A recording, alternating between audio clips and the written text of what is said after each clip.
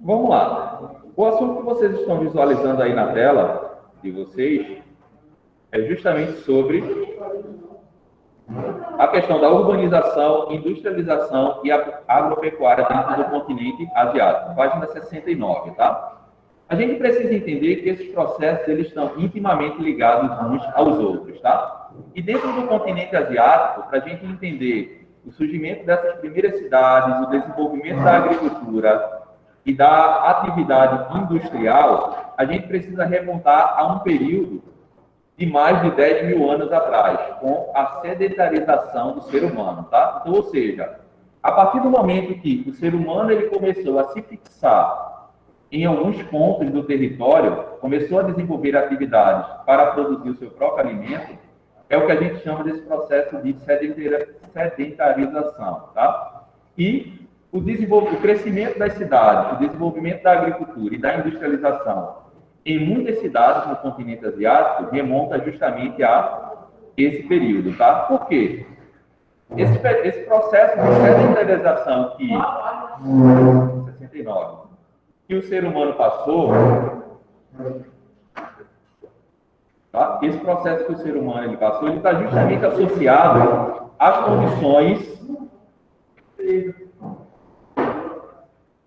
ele está justamente associado às condições do ambiente. Ou seja, para que fosse possível desenvolver a agricultura, era necessário que o ambiente oferecesse condições favoráveis, como, por exemplo, solos férteis e também a presença de água, de umidade. Então, os pontos onde os seres humanos passaram a se fixar para desenvolver essas atividades foram justamente em vales de rios, ou seja, nas margens de rios, ou então no litoral, ou então próximo das fozes dos rios, porque são ambientes úmidos e férteis, totalmente adequados para o desenvolvimento da agricultura, tá? Então, se a gente for pensar no desenvolvimento das cidades e for olhar na atualidade dentro do continente asiático, a gente vai ver que grandes centros urbanos se concentram justamente nesses pontos, próximos do litoral, próximos de foz de rio, ou então no caminho em áreas próximas do curso de um determinado rio.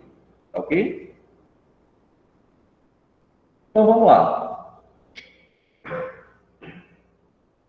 Observe esse segundo parágrafo que mostra aí ao lado do quadro azul, tá? Nele aí fala o seguinte, não por coincidência, as atuais áreas litorâneas da China, do Vietnã, da Indonésia, Filipinas, Japão e Índia concentram cidades com as maiores populações do continente. Por quê? Justamente porque, historicamente, foram justamente nesses litorais onde a população desses países começou a se fixar e se desenvolver as suas atividades. Por consequência disso, as cidades elas começaram a crescer a partir justamente desses pontos. E aí uma questão interessante aqui. Apesar da gente estar no século XXI e as tecnologias estarem bastante desenvolvidas, a população asiática ela tem um perfil bastante característico. Observe esse gráfico que aparece aí na página 69, tá? Ele mostra o seguinte, ó. População da Ásia, urbana e rural no ano de 2018. A gente tem, então, aí, quem é o predomínio da população do continente? É o urbano ou rural? Então, predomina dentro do continente a população rural no ano de 2018, tá? Então, percebam que, apesar de toda a tecnologia que já existe no mundo, e principalmente da industrialização que há em muitos países asiáticos, a maior concentração da população desse continente ela ainda é rural. E a gente vai entender depois o porquê que isso acontece, tá? Ó, o que tiver de questões aí para serem respondidas, a gente vai respondendo depois, tá? Vamos lá, seguindo aí. Muitos países asiáticos, na atualidade, ó, lembrando que a gente está falando aí de agricultura, urbanização e industrialização, tá? Essas considerações que eu já fiz agora falam um pouco sobre a questão da urbanização e da agricultura, como foi que se desenvolveram.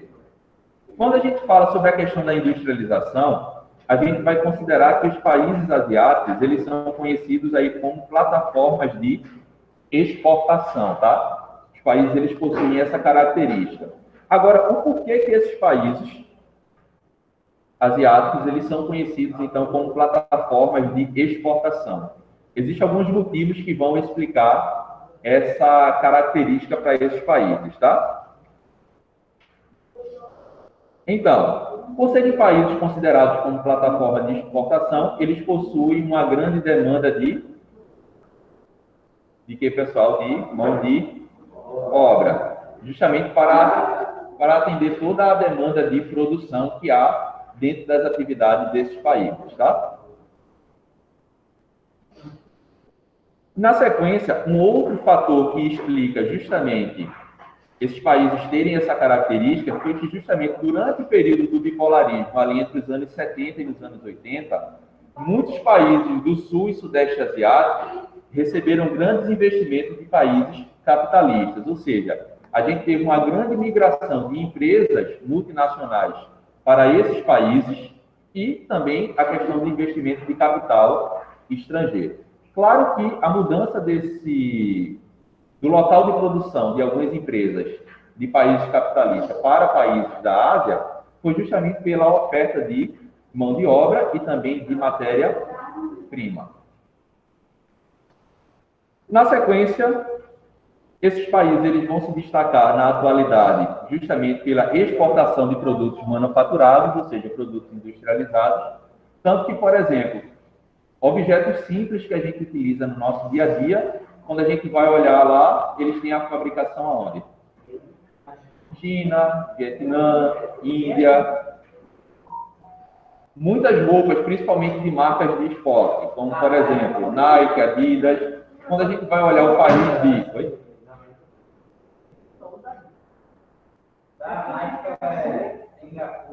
Singapura, Vietnã. Ou seja, grandes empresas transnacionais, elas têm as suas linhas de produção instaladas nesses países asiáticos, porque tem mão de obra barata e matéria-prima também disponível, tá?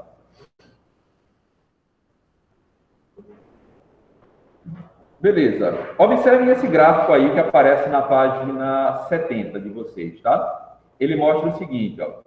Participação do PIB global dos Estados Unidos, Canadá, União Europeia e Ásia emergente, Índia e China, entre 1980 e 2023, é uma projeção, tá?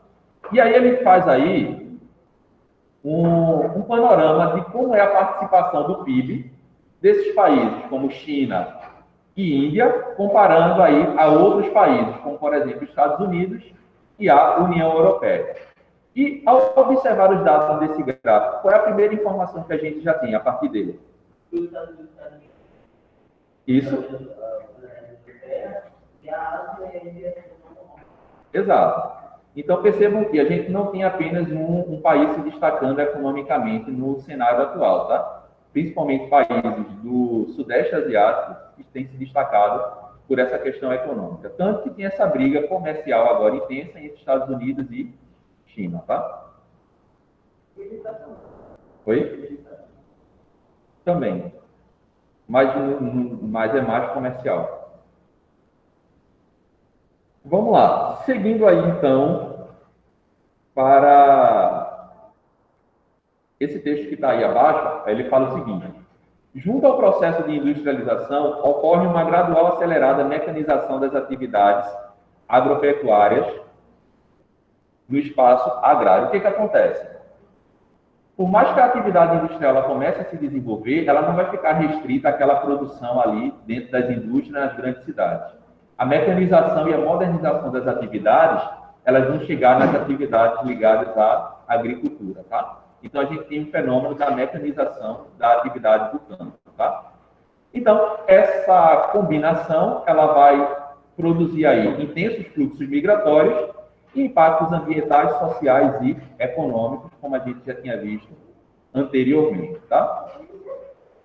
E que, apesar dessa mecanização da atividade do campo, há uma grande demanda por mão de obra no espaço agrário, tá? Principalmente no sul e no sudeste asiático, essa região é abrangida por um sistema climático característico. Que sistema climático é esse?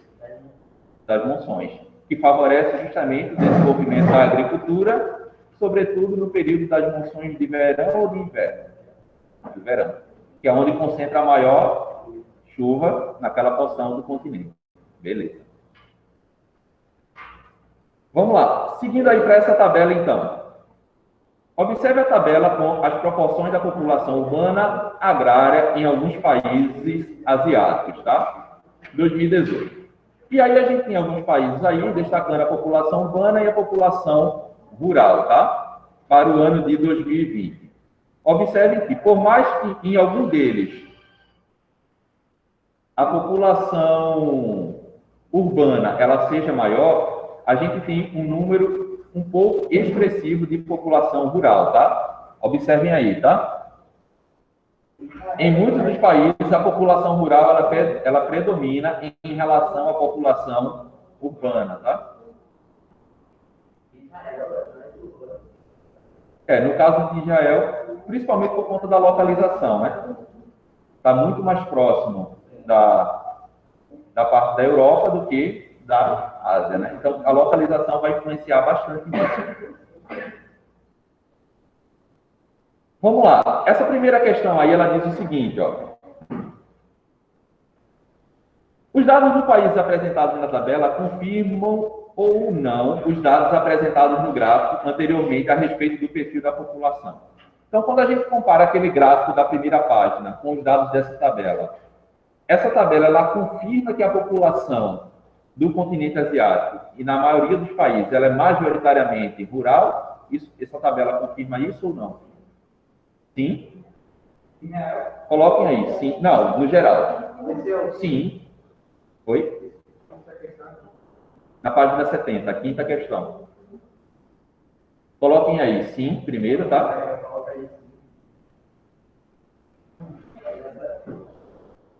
Depois vírgula, aí coloquem aí. Já que a maior parte dos países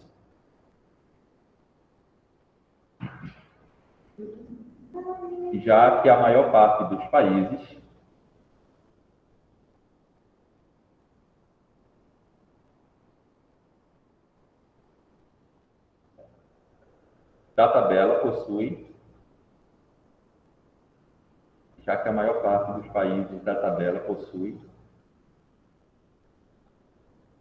predominância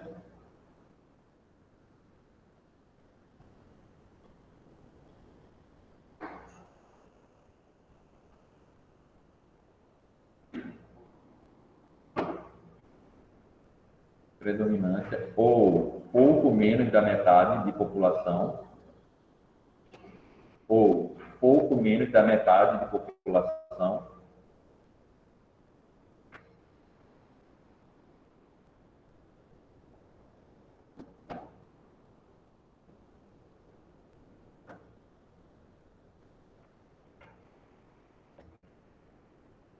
da população rural.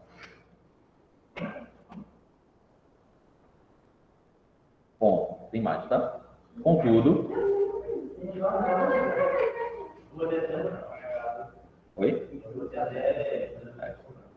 Sim, a observação aí, ela está bem clara nessa imagem, e era o que eu ia completar com vocês, tá? Por mais que a maior parte dos países apresente a população rural um pouco menos da metade, a gente vai ter alguns países que vão apresentar algum tipo de contraste, como, por exemplo, Japão e Israel, mostrado aí nessa tabela, tá? Onde predominam a população urbana. Deixa eu só colocar um aviso aqui no grupo, tá? No chat.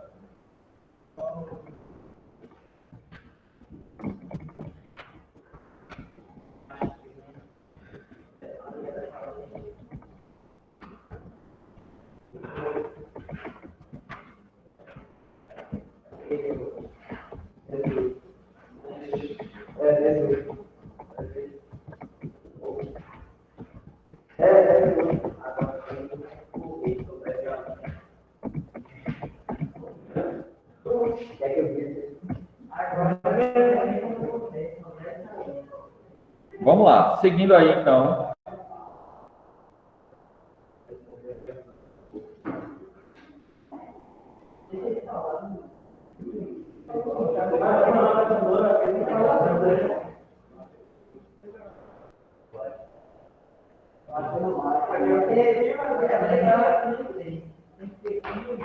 Ó, passem aí para a página 71 e vamos analisar esse outro gráfico aí, tá? Todo mundo aí na página 71 já? Observe o gráfico ao lado, as projeções da ONU a respeito do perfil demográfico da população da Ásia.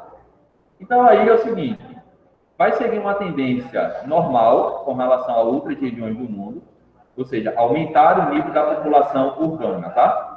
E aí o título do gráfico diz o seguinte, ó, população urbana, rural, em proporção à população total, 1950 e uma projeção até 2050, tá? O que a gente observa aí? Em qual ponto, de acordo aí com os anos aí destacados no mapa, a gente vai ter uma passagem, ou seja, um predomínio de população urbana em relação à população rural dentro do continente. Exatamente no ano de 2020, que é o ponto aí de transição, onde a gente vai começar a observar dentro do continente asiático um aumento da população urbana em relação à população rural, tá? Vamos lá, sexta questão. Segundo os dados do gráfico, qual a tendência apresentada? Acabei de dizer. Um acentuado grau de urbanização em um curto período. Só isso. Coloquem aí na sexta. Um acentuado grau de urbanização em um curto período. Um acentuado grau de urbanização em um curto período.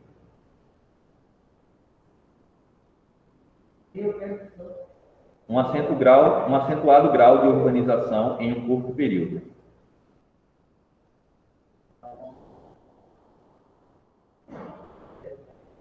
E de acordo com os dados apresentados aí no gráfico, esse período que ele fala aí de acentuado e rápido que ocorreu, se vocês observarem, ele é justamente entre o ano de 2015 e de 2020, tá? É onde a gente percebeu esse maior crescimento na mudança desse perfil da estrutura da população do continente asiático, ok?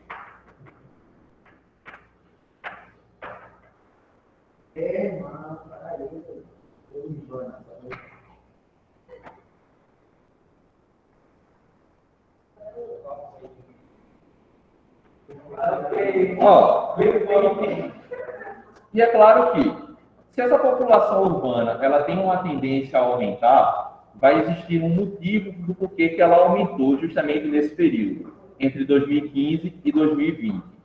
O principal fator que vai explicar isso é justamente a questão dos fluxos migratórios.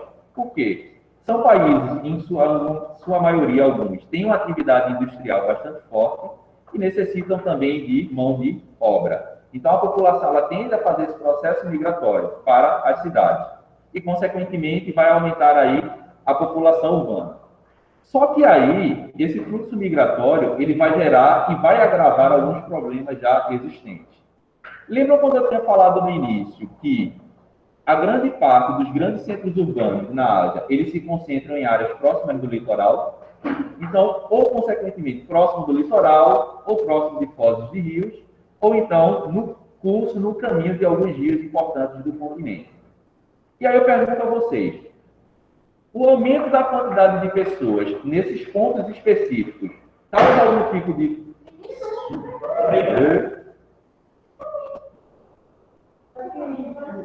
Alô? Ó,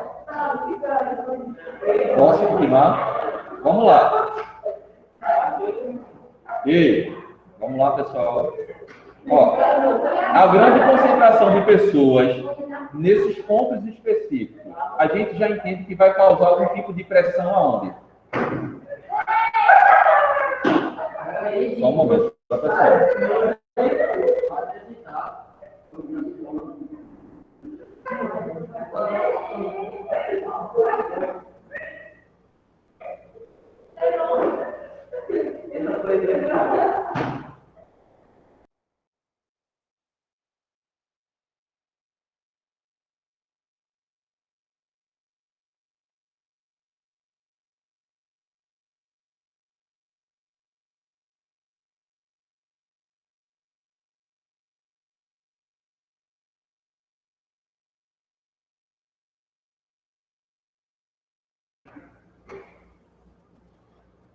Bem, pessoal, voltando, teve um probleminha aqui, tá? Vamos continuar. Então, como eu tinha dito a vocês, esses intensos fluxos migratórios de áreas rurais dentro do continente asiático para áreas urbanas, eles, consequentemente, acabam agravando alguns tipos de problemas que já existem dentro do continente.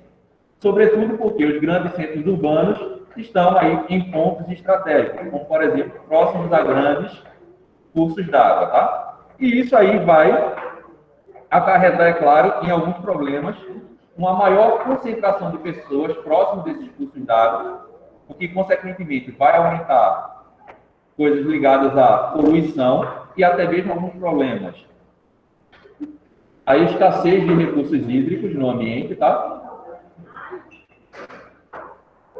E, claro, que problemas também de ordem social, tá ok?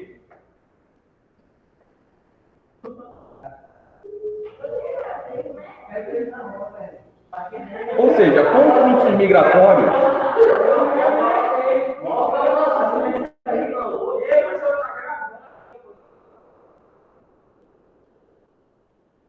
pode ser? Então vamos lá, pessoal, seguindo. Com os fluxos migratórios são intensos, o planejamento urbano e ele fica totalmente comprometido, porque não há possibilidade de realizar num curto espaço de tempo estruturas e mudanças na estrutura das cidades que vá beneficiar e produzir uma qualidade de vida para a população, tá?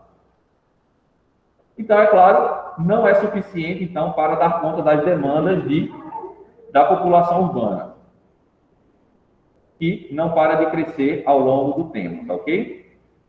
Ó, observem essa imagem que tem aí na página 71. Ela mostra o seguinte, ó. Contraste entre um grave problema urbano e uma das atuais maravilhas do mundo, tá? Revela-se uma paisagem que conjuga elementos degradantes e a beleza arquitetônica do templo Taj Mahal, construção essa que foi motivada por uma bela história de amor. Então percebam que, em alguns pontos turísticos, dentro do continente asiático, a gente só tem aquela foto, aquela imagem bastante bonita, né? Observem essa foto que aparece aí para vocês. A gente tem um grande cartão postal aí na Índia, porém, olhem nos arredores desse templo, como é a situação da poluição. Então percebam que esse intenso fluxo migratório que ocorre dentro desses países, eles justamente são fatores para o agravamento desses problemas. Porque a cidade ela não vai oferecer estrutura para a população e minimizar esses problemas que a gente encontra, tá? Ó, a resposta do sétimo é a resposta pessoal.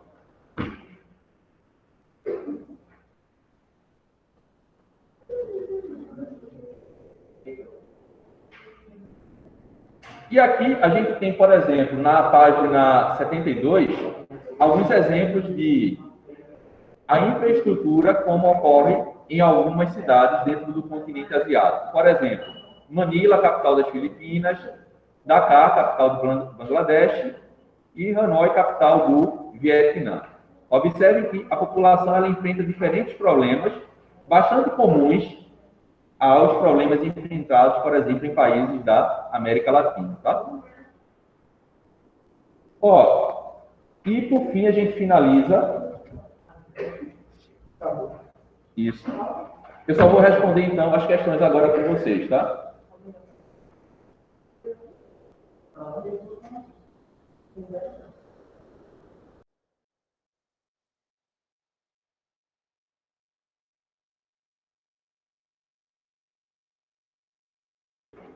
Ó, pessoal, por hora a gente finaliza, tá? As questões das páginas 75 e 77 até 78, eu vou deixar para que vocês respondam em casa, tá? E algumas páginas eu vou deixar aí na tela, tá? Com vocês, para que vocês já façam a atualização quem está em casa, porque a gente vai encerrar agora para ir para o intervalo, tá? Então, tchau para vocês e até a próxima.